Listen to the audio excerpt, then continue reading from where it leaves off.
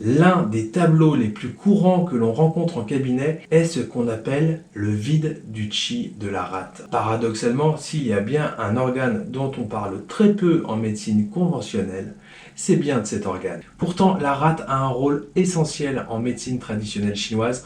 On pourrait même dire que son rôle est central. Dans cette vidéo, je vais aborder ce syndrome en partant de ce que disaient les anciens médecins chinois dans leurs livres classiques, et puis j'aborderai un élément fondamental pour ce type de problème, la nourriture. Celle qui est bonne et celle qui est franchement déconseillée dans les cas de déficience de l'énergie de la rate et du pancréas.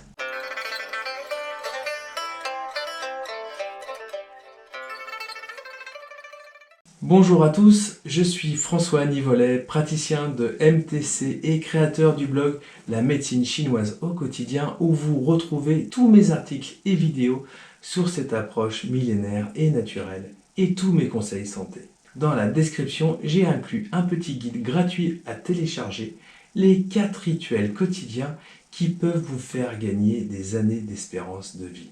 Le vide de chi de la rate est un peu subtil, mais dans cette vidéo, je vais partager quelques recommandations générales, car ces symptômes sont malheureusement de plus en plus courants de nos jours, avec les problèmes récurrents de digestion, d'inflammation chronique du côlon ou de l'intestin, d'intolérance ou d'allergies alimentaires. Revenons tout d'abord aux fondamentaux avec 2 citations majeures issues du grand classique de la médecine traditionnelle chinoise. Première citation, dans le Ruangqi Neijing, utilisez l'amer pour drainer et le sucré pour renforcer. On parle ici de la saveur des plantes de la pharmacopée chinoise et des aliments qui vont avoir un certain tropisme, c'est-à-dire un effet stimulant sur tel ou tel organe. Le sucré, en effet, en quantité modérée, va tonifier la rate. L'amer, en quantité modérée, va drainer. Attention, en excès, ces saveurs peuvent faire l'inverse. Tout est toujours question d'équilibre. Deuxième citation,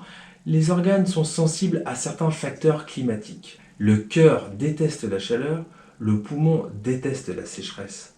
Le foie déteste le vent, la rate déteste l'humidité et le rein déteste le froid. On parle ici des 5 organes qui correspondent aux 5 mouvements et de leur susceptibilité, leur tendance ou leur faiblesse. Il est donc dit que la rate est l'humidité. L'humidité est donc la principale susceptibilité de la rate. Il est très important de savoir détecter les signes de faiblesse de la rate. Autant le dire tout de suite, comme pour la vésicule biliaire, si vous n'avez plus de rate, vous pouvez quand même avoir un vide énergétique de la rate. Et quoi qu'il en soit, vous avez toujours le méridien de la rate, qui est en réalité le méridien de la rate et du pancréas, que forcément vous avez encore tous. Quels sont donc les principaux signes du vide du chi de la rate? Voyons 6 caractéristiques très générales. En pratique, c'est un peu plus compliqué car d'autres symptômes peuvent se rajouter. Le premier signe, c'est l'appétit qui est généralement faible. Les gens ont tendance à avoir des éructations et des ballonnements après les repas. Le deuxième signe, c'est le transit intestinal. Par exemple, des selles molles, voire des diarrhées. Il peut y avoir de la constipation, c'est-à-dire plus de 3 jours sans y aller, mais les selles restent quand même molles ou collantes. Le troisième, c'est la pâleur. Les gens qui ont un vide de chi de la rate sont plutôt pâles ou souffrent d'anémie. La langue aussi est pâle. C'est la conséquence à long terme du vide du chi de la rate. En effet, non seulement la rate contrôle le transport et la transformation des aliments, mais une de ses fonctions principales reste de régir la production du sang, d'où finalement la faiblesse du sang. Le quatrième signe, les sensibilités, les intolérances ou les allergies alimentaires. Les gens qui en souffrent n'aiment pas manger en trop grosse quantité parce qu'ils ressentent un inconfort avec trop de nourriture dans leur corps. Ils ballonnent facilement. C'est comme si les aliments ne descendaient pas dans leur estomac. Manger n'est pas la chose la plus facile dans la vie d'une personne qui a un vide de chi de la rate. Le cinquième signe, la tendance pour certaines personnes à perdre du poids facilement. Généralement, mais pas toujours. C'est subtil. D'un côté, il y a des personnes qui peuvent être maigres, sujettes à peu d'appétit, de profil assez anémique. Ils perdent du poids sans s'en rendre compte. Mais d'un autre côté, vous pouvez avoir des gens en surpoids qui sentent que s'ils ne mangent pas, ils ressentent de la fatigue. Un peu comme s'il y avait un problème de dérèglement du taux de sucre dans le sang. La conséquence, c'est qu'ils sont en surpoids. Mais que s'ils s'arrêtent de manger, ils sont fatigués. La rate gère l'humidité, donc un vide de rate peut aussi entraîner un stockage de cette humidité sous forme de graisse, de cellulite. Le sixième signe, c'est la tendance à avoir un régime alimentaire spécifique. Ces personnes n'apprécient pas spécialement le fait de manger. Ils ont tendance à avoir des régimes alimentaires particuliers qui limitent certains aliments. C'est la façon qu'ils ont trouvé pour ajuster leur alimentation à leur terrain. Au final, ils mangent de moins en moins de nourriture car ils ont des ballonnements, également des inconforts et d'autres symptômes.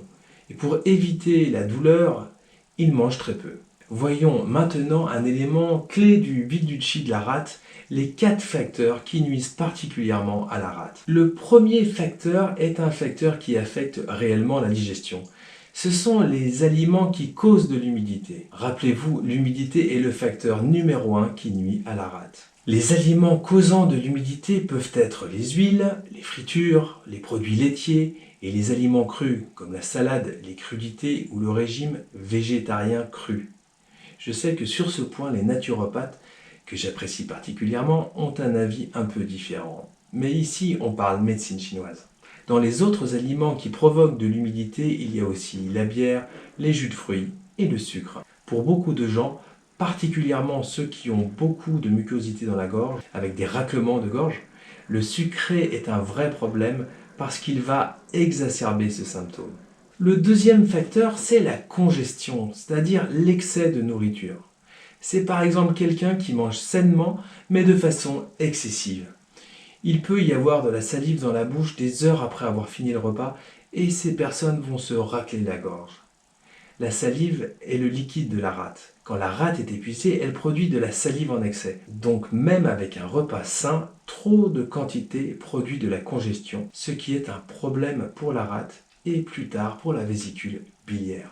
Le troisième facteur de déséquilibre, ce sont les saveurs fortes. Les gens qui ont un système digestif fragile et qui font un restaurant indien ou mexicain risquent d'avoir de la diarrhée le jour d'après. Ou par exemple, après un soir où l'on boit de la bière bien fraîche avec des amis, on risque d'avoir de la diarrhée pendant la nuit ou le lendemain matin. Ou encore, tout simplement, le fait de manger une pizza par exemple peut se traduire par de la diarrhée le lendemain. Le quatrième facteur, c'est la tendance à l'alternance entre excès d'ouverture et excès de fermeture. L'excès d'ouverture, c'est des selles trop fréquentes, 3, 4, 5, 6 fois par jour. C'est un vide de chi de la rate ou de yang de rate. La rate ne réalise plus l'homéostasie, qui est une de ses fonctions, et ne retient donc plus les selles. De l'autre côté, trop de fermeture avec le chi de la rate entraînera un tableau d'allergie alimentaire, de faible appétit, une apparence anémique. Il n'y a pas de sel tous les jours. Pendant 2-3 jours, pas de sel, et puis retour de sel. Elle reste encore assez molle car il y a assez d'humidité en raison du manque du feu digestif. Un point crucial pour s'en sortir est l'alimentation. Quels sont les aliments bénéfiques pour la rate? On va distinguer 2 stades d'humidité. Partons du plus courant, disons le moins grave. Ce premier stade d'humidité va être classique avec des ballonnements, un peu d'intolérance alimentaire, peu d'appétit, peut-être 2 repas par jour. Pour ce type d'humidité, les aliments à privilégier sont le riz qui est facile à digérer, les légumes racines, les graines, la viande, les légumes cuits et les épices qui réchauffent comme le gingembre, la cardamone et le poivre par exemple. Le second stade d'humidité est plus sévère. Ce sont les personnes qui ont des ballonnements très intenses à couper le souffle ou des allergies alimentaires sévères. Ils ne peuvent pas manger en grande quantité sans avoir des maux de tête, des problèmes de sommeil, de la fatigue, voire de l'épuisement. Ils doivent régulièrement aller chez le médecin et prendre des jours de repos. Ces personnes peuvent avoir de la rectocolite hémorragique. Ils ne peuvent manger que du riz blanc et du poulet. Et même avec ça, ils ont des ballonnements. C'est le cas extrême du vide du chi de la rate, souvent associé à la déficience d'autres organes. Pour ces cas extrêmes, il s'agit d'éviter tout type de féculents. Pour la plupart, le riz ne sera pas un problème. En revanche, ce sera plus compliqué avec le pain. Donc à ce stade, tous les féculents devraient être évités. Pas de féculents, du riz, des pommes de terre, des légumes racines, des légumes sautés en quantité modérée, de la viande. Moins de matières grasses dans l'alimentation, car cela produit de l'humidité. Le régime moderne auquel on peut penser, c'est le régime en glucides spécifiques qui est justement adapté à ce type de désordre digestif. Il restreint l'usage des glucides complexes, les disaccharides et les polysaccharides. Donc il élimine les sucres raffinés, toutes les graines et l'amidon. Il est utilisé pour éliminer les symptômes des maladies inflammatoires chroniques, la maladie de Crohn, les colites ulcéreuses, la rectocolite hémorragique et les maladies cœliaques. Un autre régime intéressant, c'est le paléo-régime ou régime paléolithique. Le paléolithique, c'est la période de la préhistoire la plus longue, qui commence avec l'apparition de l'homme il y a environ 2,6 millions d'années en Afrique. Le paléo-régime, c'est le régime alimentaire des chasseurs-cueilleurs. Donc celui qui existait avant l'invention de l'agriculture et de l'élevage en Mésopotamie vers 10 000 ans avant Jésus-Christ. Et cela représente la fin du paléolithique. Les humains de l'époque, la plupart du temps nomades, se nourrissaient principalement du produit de la chasse, de la pêche et de la cueillette. Donc de viande et de légumes primitifs, de baies qu'ils trouvaient dans la nature. Depuis son apparition sur Terre, l'humanité a donc principalement pratiqué ce régime alimentaire. L'agriculture et l'élevage, devenus intensifs depuis les années 50, ont complètement bouleversé l'alimentation de l'homme. À titre de comparaison, si l'on ramenait le temps qu'il s'est écoulé depuis l'apparition de l'homme sur Terre à 24 heures, la pratique de l'agriculture et de l'élevage représenterait seulement 4 minutes et 36 secondes.